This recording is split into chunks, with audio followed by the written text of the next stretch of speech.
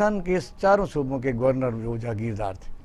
اس کے بعد آج کے جو سیاستدان ہیں جو باریاں لے کے پیپل پارٹی ہو یا مسلم لیگ نون ہو، یہ سبز قدم جب آئے تو پھر آپ دیکھ رہے ہیں کہ وہ سارے منصوبے غارت ہوتے گئے، فیکٹریاں بند ہوتی گئیں، بے روزگاری بڑھتی گئی، اور پھر کوئی پلاننگ نہ کی گئی کہ لوگوں کو روزگار دیا جائے، ہاؤسنگ سکیمیں بنائی جائیں، تاکہ یہ ہے کہ اس ملک عزیز میں جو 5 سے 10 لاکھ آدمیوں کی قربانیوں کے بعد حاصل کیا گیا تھا، یہاں کے رہنے والوں کو سکھ کا سانس دیا جا سکے.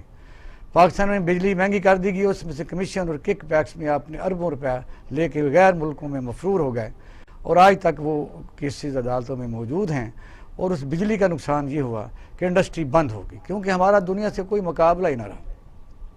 مینوفیکچر جو ہیں وہ مہنگی بجلی لے کے دنیا کے ساتھ کس طرح کمپیئر کر سکتے ہیں، کیونکہ دوسری دنیا میں انڈسٹریلائزیشن کو بجلی فری اور بہت کم قیمت پر دی جاتی ہے. اور پاکستان میں کاروبار کرنا، میں سمجھتا ہوں کہ فیکٹری اونر ہو، کوئی اور کاروبار کرنے والا ہو، ایک اذیت ناک بات ہے.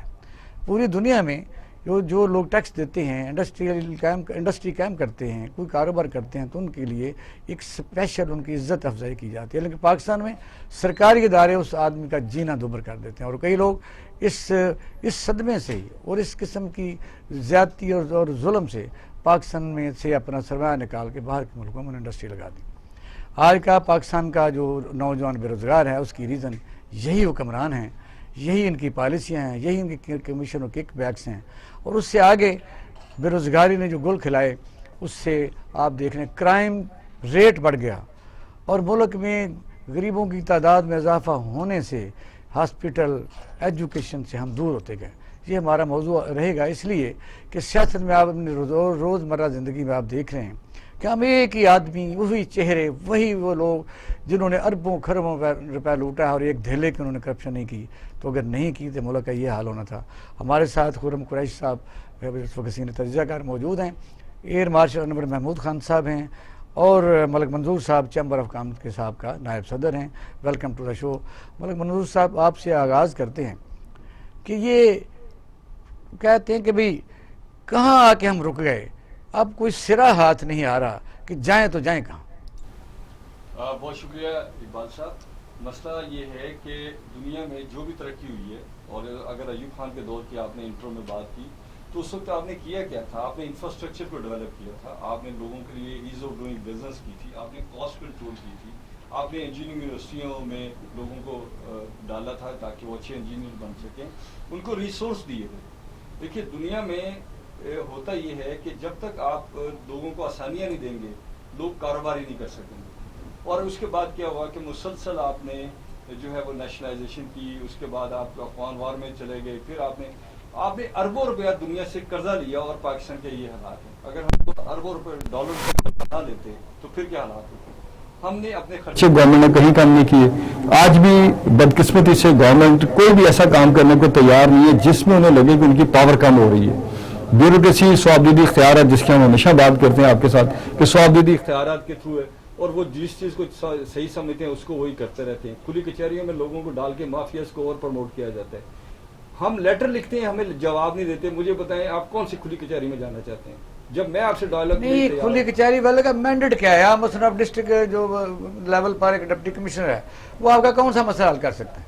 سر نہیں کر سکتا نا. وہ کیا کرتے ہیں، ریونیو والوں کو بلا لو، اچھا جی ان کا وہ رشوت بڑھ جاتی. آپ نے آخری فورم کو پہلے ہاتھ ہی اٹمپٹ کر لی. سر مسئلہ یہ ہے کہ آپ کو یہ سوچنا پڑے گا کہ آپ کے سسٹم میں کہاں کہاں گیپس ڈیولپ کیے گئے ہیں، ان گیپس کی وجہ سے کہاں کہاں مافیا نے اپنا راج پیدا کر لیے. اور یہ جو آپ نے بات کی غربت پیدا ہوتی جاتی ہے، اس کے نتیجے میں کرائم آج بھی شیخوپورہ روڈ کے اوپر آپ دیکھیں ایک چھوٹی جو ہے چائلڈ کے ساتھ ابیوز کیا گیا. ڈکیتیاں ہو رہی ہیں، یہ نفسیات ہے، اور ڈیلی ڈکیتیاں ہوتی ہیں، موبائل چھینے جاتے ہیں. تو مسئلہ یہ ہے کہ لوگوں کو روزگار نہیں دیں گے. اور حکومت آج میں آپ کے فورم سے کہنا چاہتا ہوں کہ گورنمنٹ اس قابل نہیں ہوتی کوئی بھی کہ وہ 20-22 کروڑ لوگوں کو فری علاج دے سکے، ان کی رہائش کا انتظام کر سکے، ان کی کھانے کا ارینج کر سکے، ان کی اور ضروریات ایجوکیشن. آج کی گورنمنٹیں کیا کرتی ہیں کہ وہ لوگوں کو کام کرنے کے راستے دکھاتی ہیں، ادھر موٹیویٹ کرتی ہیں تاکہ وہ لوگ اپنا خود کمائیں اور خود خرچ کریں. یہ نہیں ہے کہ جو کمائیں وہ گورنمنٹ لے جائے اور ایف بی آر بھی ان کے ریفنڈ تک نہ کرے. ایئر مارشل صاحب کیا کہیں گے؟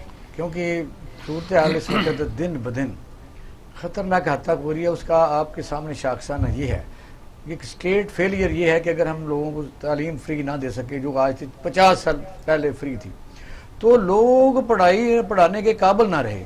غریب لوگوں نے مدرسوں کا رخ کر لیا. مدرسوں میں جس قسم کا سٹاف پیدا ہو رہا ہے وہ روزی روٹی کے لیے وہ ایک خاص مائنڈ سیٹ کے طور پر اس وقت ملک کے خدا داد میں جو ایک مختلف طبقے ہیں، مذہبی عناصر ہیں، ان کو استعمال بھی کرتے ہیں. اقبال شاہی صاحب شکریہ، آپ نے بات بالکل صحیح کہی. میں بات وہاں سے بڑھاتا ہوں جہاں ملک منظور صاحب نے ختم کی، کیونکہ اس کا تسلسل وہیں چلتا ہے. آپ نے بات شروع کی تھی فیلڈ مارشل ایوب خان سے. دیکھیے وہ کوئی آسمان سے نہیں اترے تھے، وہ ایک نارمل پاکستانی تھے اور پارٹیشن دیکھ کر آئے تھے. جب ان کے بعد سو کال ڈیموکریسی آئی ہے تو اس میں جمہوریت میں نہیں، کون سا میریکل تھا؟ کیا حکمران نجی نیک نیت تھے یا یہی پاکستان تھا؟ بلکہ چھوٹا پاکستان تھا. 6 ڈیم بنے، کوئی شک ہے؟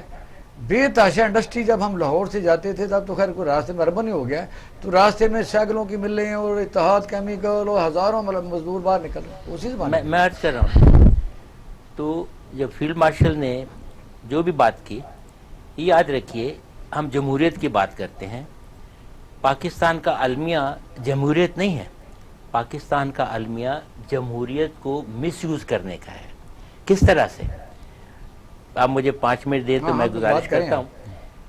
جب 47 میں پاکستان بنا اور انڈیا الگ ہوا تو اگلے سال انڈیا نے جمہوریت اپنا کانسٹیٹیوشن بنا لیا اور اس کے اوپر الیکشن بھی شروع ہو گئے. اور انہوں نے کانسٹیٹیوشن 5 سال پہلے سے بنانا شروع کیا تھا جو خالی فارمائی ٹھپا لگانا تھا. پاکستان میں ٹل 56 کانسٹیٹیوشن نہیں بنا. اچھا دوسری بات یہ 56 جی چودھری محمد علی صاحب نے. اب اس کے ساتھ مارشل لا کے حساب سے آپ نے فیلڈ مارشل کی بات کی، تو میں آپ سے عرض کرتا ہوں فیلڈ مارشل سے پہلے جمہوریت تھی. آپ کے ہاں کوئی الیکشن ہوا تھا؟ آپ کے یہاں پہلا پرائم منسٹر آف پاکستان، اب آپ کے تقریباً 72-73 سال ہو گئے ہیں. He is the only man, the longest serving Prime Minister of Pakistan in our history is Liaquat Ali Khan صاحب، شہید. اس کے بعد یا کسی اس کو اڑا دیا جاتا تھا اور بلیم 2 مہینے 3 مہینے کہہ رہے ہیں سارے 19 دن نور الامین. اب میں آپ سے عرض یہ کرنا چاہتا ہوں کہ آپ کے لیاقت علی خان صاحب کے بعد آپ کے جو اگلے 9 پرائم منسٹر تھے، 8 پرائم منسٹر تھے اور وہ رہے 7 سال، اس وقت آپ کے پاس کیبنٹ بدلتی تھی کہ وہ کسی الیکشن سے آئی تھی؟ کوئی الیکٹ ہوا تھا؟ آنسر از نو. اس کے بعد فیلڈ مارشل ایوب خان آئے، وہ کسی جمہوریت کی پیداوار تھے؟ آنسر از نو. اب یہ ملک میں جو ڈیولپمنٹ ہو رہی تھی یہ کیا تھی؟ دیکھیے ملک کو چلانے کے لیے چین جو اس وقت دنیا کی تاریخ میں سب سے زیادہ ڈیولپمنٹ ہوئی ہے، وہاں جمہوریت کا کوئی دور نزدیک کا شائبہ ہے؟ Answer is know.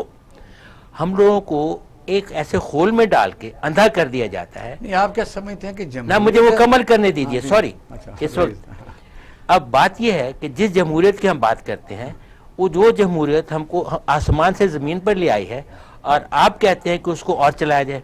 Excuse me, یہ کون سی جمہوریت ہے جس میں نہ اکاؤنٹیبلٹی ہے، نہ ٹرانسپیرنسی ہے، نہ ریلائبلٹی ہے، نہ پریڈکٹیبلٹی ہے؟ اور ان لوگوں کے پاس ایک بات ہے کہ جناب جو کچھ بھی ہو جائے پاکستان میں ہم نے عوام کی خدمت نہیں کرنی. کیسے؟ مجھے بتائیے دنیا میں کون سا ملک ہے جو پچھلے 70 سال میں جس کی آبادی 700 گنا بڑی ہے؟ پاکستان بنا ہے، ویسٹ پاکستان کی آبادی تھی لیس دین 3 کروڑ، 28 اشاریہ 2 ملین ہماری پاپولیشن تھی ٹائم آف پارٹیشن. آج 220، تو 700 گنا پاپولیشن. 700%، 7 گنا بڑی ہے جی 700 گنا. میں دوبارہ عرض کرتا ہوں 7 گنا بڑی ہے. 70 کی بنتا ہے 700%. ہاں. تو اب جب میں آپ سے عرض کرتا ہوں اس کے ساتھ دوسرے ملکوں کی کیا پاپولیشن بڑھی ہے؟ جاپان کی اس عرصے میں کم ہوئی ہے، جرمنی کی اس عرصے میں کم ہوئی ہے، امریکہ کی اس عرصے میں صرف 30% بڑھی ہے، برطانیہ کی 25% بڑھی ہے. ہماری 700% بڑھی ہے. اب فرض آپ کیجیے الزام عوام کو دے رہے ہیں کہ بچے پیدا کر رہے ہیں. میں لیڈرشپ کی بات کر رہا ہوں. لیڈرشپ کیا کرے, بچے کو ناک پیدا کرے. ایکسکیوز می, تو لیڈرشپ دوسرے ملک یہ ہے لیڈرشپ میں. یہاں علماء دین آپ کو پتا ہے وہ کہتے ہیں کہ یہ تو رزق پہلے آتا ہے, یا آپ مجھ سے اب یا تو حجت کر رہے ہیں یا میرا آرگومنٹ سمجھ نہیں آ رہا. دیکھیے علماء دین کا جو کام ہے وہ لوگوں کو کیا کہنا ہے کہ جی اللہ نے ایک منہ دیا دو ہاتھ. ایکسکیوز می, اللہ تعالیٰ نے ساتھ عقل بھی دی ہے. اللہ تعالیٰ نے یہ بھی کہا ہے قرآن شریف میں, جب ہم کوئی مرض ڈالتے ہیں تو اس کا علاج بھی ہوتے ہیں. اور جب پاپولیشن کا دنیا میں پرابلم ہے, جب پاکستان بنا ہے, دنیا کی پاپولیشن دو مان لیا, اس کا سوال کا جواب دیں, آگے پہ بڑھنا ہے. جی پوری دنیا میں پلاننگ ہوتی ہے, جی زمین موجود ہے, جی فزیکل اینڈ ہیلتھ جو محکمہ تھا ہاؤسنگ اینڈ فزیکل پلاننگ موجود تھا. یہی ٹاؤن شپ جو گرین ٹاؤن ہے ایشیا کا سب سے بڑا منصوبہ ہے. 10 روپے فی مزدور اور عام آدمی جا کے 10,000 کا بنا بنایا مکان 5 مرلے کا لے سکتا تھا. اور میری ہوش کی باتیں ہیں. جی تو کیا پھر یہ گورنمنٹ کسی نے کیا جو کھ نہیں. ذرا ایوب خان کی میں مثال دیتا ہوں. بعد کی حکومتیں اس کو اسٹیبلش کرتی ہیں, ہر ضلع میں ہاؤسنگ اینڈ فزیکل پلاننگ کو اسٹیبلش کرتی ہیں اور باقاعدہ آبادی کے لحاظ سے نئی اسکیمیں بناتے ہیں. سرکاری زمین پڑی ہوئی تھی, نہیں نہ کام کیا, تو پھر اسی لیے لینڈ لیس کہہ سکتے ہیں, ہاؤس لیس کہہ سکتے ہیں کہ ان کو مکان بھی ہم نہیں دے سکے. مکان کا نہ دینا بھی برائیوں میں سب سے بڑی برائی ہے. پوری جو آدمی کی محنت مشقت کے پیسے ہیں وہ بیچارہ کرائے پر دے دیتا ہے, اسی لیے بھی کرائم بڑھتے ہیں. نہیں, اب بات یہ ہو رہی ہے, اگر آپ ایوب خان کا سسٹم فالو کرتے تو آپ کہتے کہ تو غیر جمہوریت ڈکٹیٹرشپ ہے. میں نے بھی چائنا کی بات کی تھی, آپ نے چاؤن لائی کی بات کی, یہاں آ کے خوش ہو کے جاتا دوبارہ تھا. آتے ہیں آگے. جی, اور جب اس نے دیکھی تھی حبیب بینک کی بلڈنگ کراچی میں تو حیران ہو گیا تھا. اب کمال یہ ہے کہ آپ ان کے چھوٹے سے شہر میں جائیں اور چھوٹی سی بلڈنگ دیکھیں تو آپ کی آنکھیں پھٹ جاتی ہیں. انہوں نے 50 سال میں کیا کیا, ہم نے کیا کیا. یہ ہمیں ڈیموکریسی کی مار ہے جو ہمارے اوپر فیوڈلزم ڈیموکریسی کے لبادے میں آ کے مسلط کیا گیا. سب خیال یہ ہے کیونکہ ایک فوجی افسر جب بات کرتا ہے تو لوگ اور طریقے سے انگت لیتے ہیں. بے شک وہ چیز ٹھیک بھی کہہ رہا ہوں. ان کا مطلب کہ جمہوریت یہ اس وقت جو پاکستان میں جمہوریت ہے, جمہوریت کے خلاف کوئی نہیں ہے. By the people, of the people, یہ بائی دا پیپل ہے, خریدی ہوئی. فار دا پیپل لوگوں سے دور, انہوں نے اور ترجمہ بنایا ہوا ہے. اور انہیریٹنس یعنی خاندانی جمہوریت جس میں بے شک کملا ہو, ایک آنکھ سے پہنگا ہو, کچھ ٹانگ اس کی نہ ہو, عقل سے کورا ہو, وہ خاندان کا ہو, ڈائنسٹک. تو اس نے بننا ہے. یعنی عوام کیسے کو لینا, اس کا مطلب شاید یہ ہے. کیا کہیں گے کہ یہ ساری برائیوں کی جڑ یہ جو نظام چل رہا ہے اس یہ ہے کیونکہ all the rules are made for the people. جی شکریہ, بہت بہت بڑے اچھے پوائنٹس جو ہیں ریز کیے گئے ہیں. اصل میں تھوڑا سا میں آپ کو نا ایک مثال سے میں بات شروع کرتا ہوں, اور وہ بات ہے کہ یہ میرے بزرگوں نے مجھے بتائی کہ ایوب خان گورنمنٹ کالج لاہور آئے اور آ کے وہاں پہ وہ ایک فنکشن تھا, اور آپ کو پتہ ہے کہ ایسے فنکشن پر وہ ایک سپاس نامہ پڑھا جاتا ہے اور اس کے اندر اپنی گزارش کی جاتی ہیں کہ جی ہمیں یہ چاہیے. تو انہوں نے کوئی اس وقت کوئی کچھ 1000 روپے کی ڈیمانڈ کی کہ جی ہم یا کالج میں یہ کرنا چاہتے ہیں.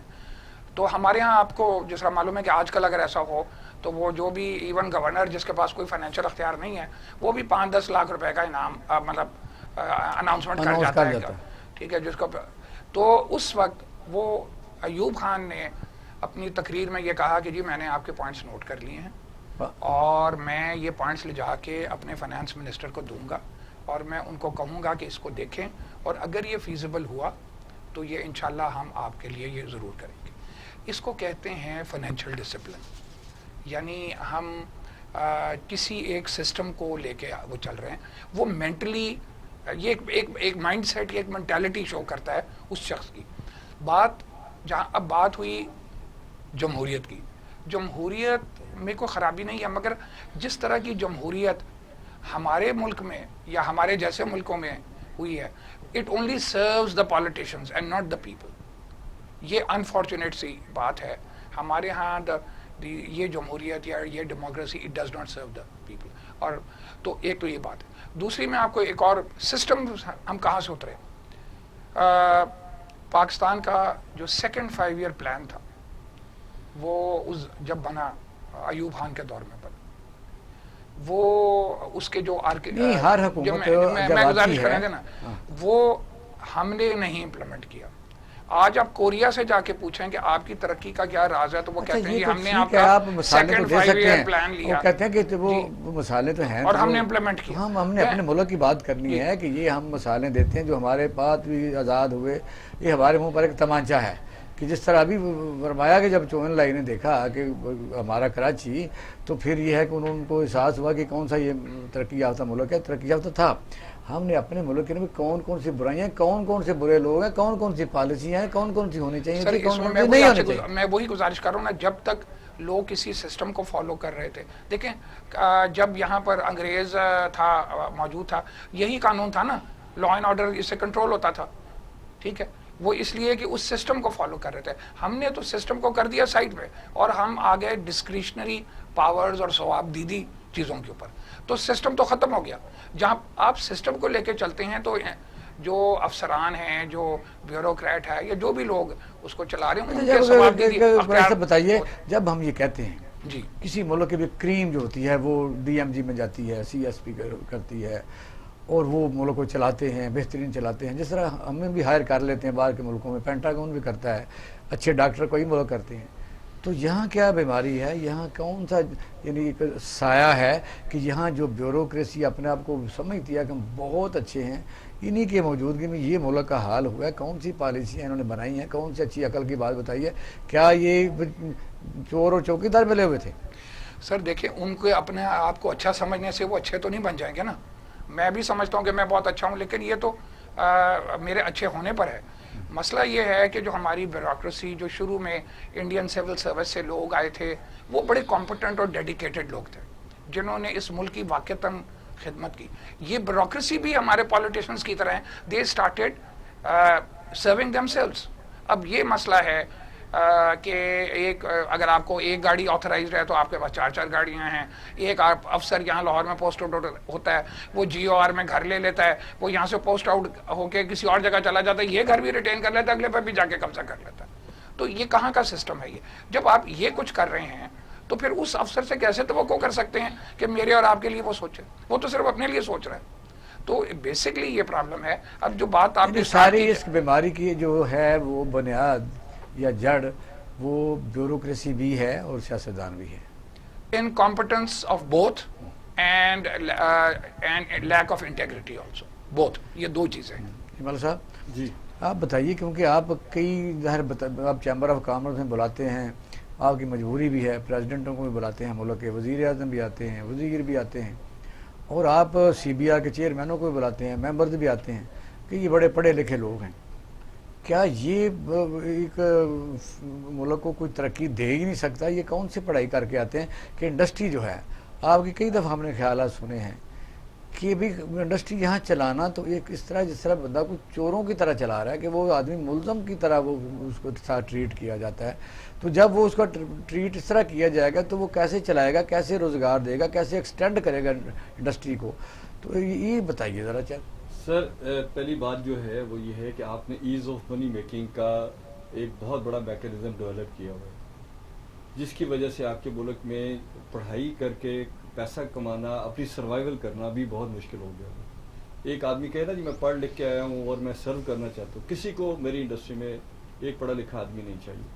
اس کی کیا وجہ ہے کہ اگر آپ اتھارٹی سے مل گئے ہیں گیس چوری کریں، کسی اتھارٹی سے مل گئے ہیں بجلی چوری کریں، اور وہ خود بخود یونٹ کسی اور پہ ڈالے گا اور وہ بیچارہ دوسرا پھنس جائے گا. اور وہ یہاں ہوا ہے، یہاں S N G P L کے ایسے بے تحاشا افسران موجود ہیں جو آفٹر ریٹائرمنٹ مختلف شعبہ زندگی میں بڑی بڑی ہیوی پے پر اب تک بھی موجود ہیں، کیونکہ جو صاحب کا انویسٹمنٹ ہے ڈائریکٹ پائپ لگانے کی کہ اتنے کروڑ کی ہر مہینے، تو صاحب آپ کو بھی پتہ ہے کہ کہاں کہاں. دوسری بات یہ ہے کہ آپ کا جو میکینزم آف ٹیکسیشن ہے وہ ٹوٹل فراڈ ہے.